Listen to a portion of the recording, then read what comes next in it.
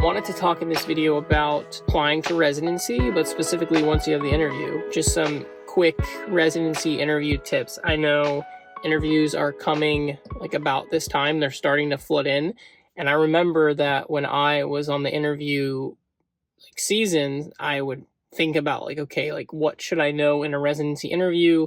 How is this different from med school interviews? And I felt a little bit lost about it. So I was hoping in this video to just provide just a couple tips that I think are super helpful from someone that went through the interview process and actually someone that is interviewing candidates for residency. So in my program in particular, they like one of the residents to be a part of the interview process to get a different perspective on the applicant. So that is what I've done so far.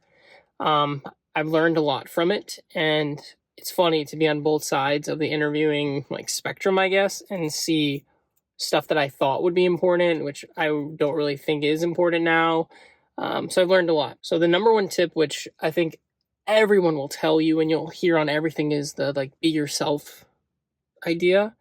But it's honestly pretty true, because the goal of residency and this application process and the match process is to go to a place where you find a fit. And I feel like if you try to be someone else, someone that you're not, then when match day comes and your rank list and the program's rank list, say you match there, you might not be the right type of resident that they need and that the right type of residency that you need.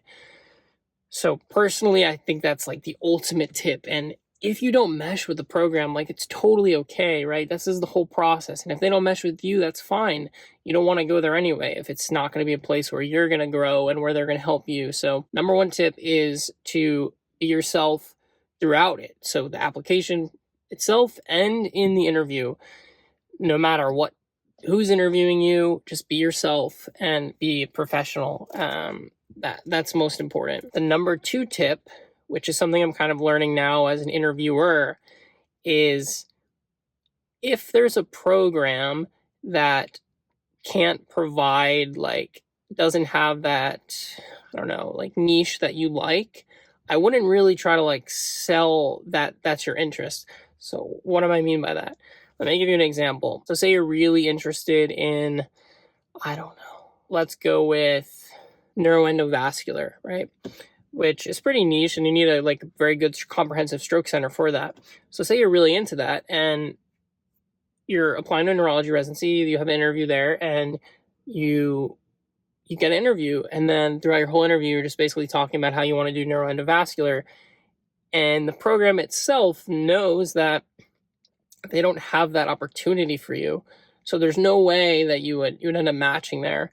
And I say this in the sense that you could still go on those interviews, and that's good to go. But when you have interviews, really understand the institution where you're interviewing at and what they can provide for you. Because if you're saying, hey, I want to do neuroendovascular, this is my research interest, this is what I want to do for my fellowship, and there's no way you're ever going to be able to rotate with neuroendovascular at your institution, then the program itself is probably not going to want to rank you, even if you're the best. And maybe you won't have that many interviews and you want to go there, and then that kind of messed up your chances. So second tip is don't express interest in something that the program can't help you get or provide for you.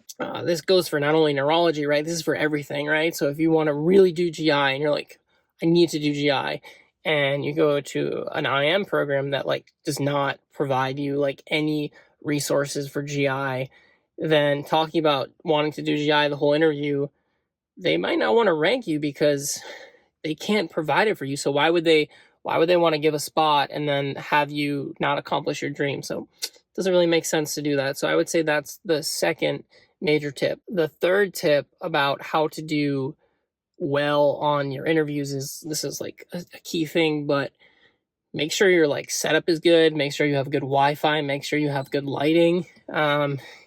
It doesn't seem important, but given that we're in this Zoom age for interviews, if you have terrible lighting, your Wi-Fi is spotty, there's no way you can do good on the interview, because there's no way they can hear you, right? So say they can't hear you well, you cut in and out. You're really only given like 10 minutes for a lot of these interviews, 15 minutes.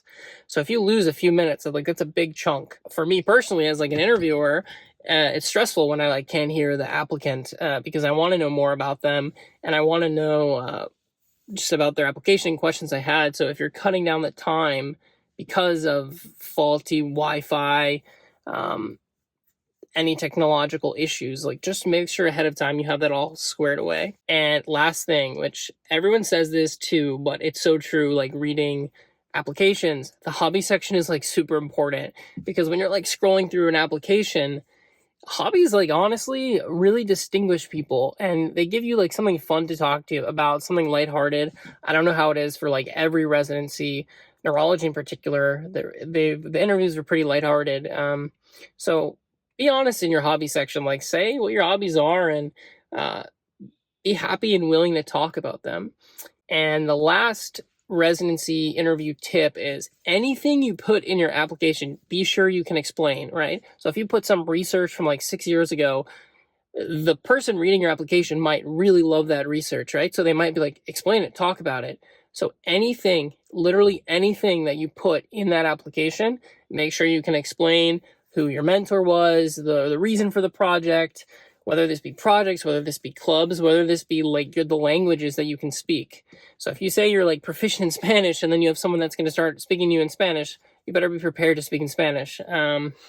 Maybe silly things, but I think people can not embellish on their application, but they don't know things they did like 7 years ago that they're not thinking is important. The program itself might really value that and think it's important. So these are some quick residency interview tips.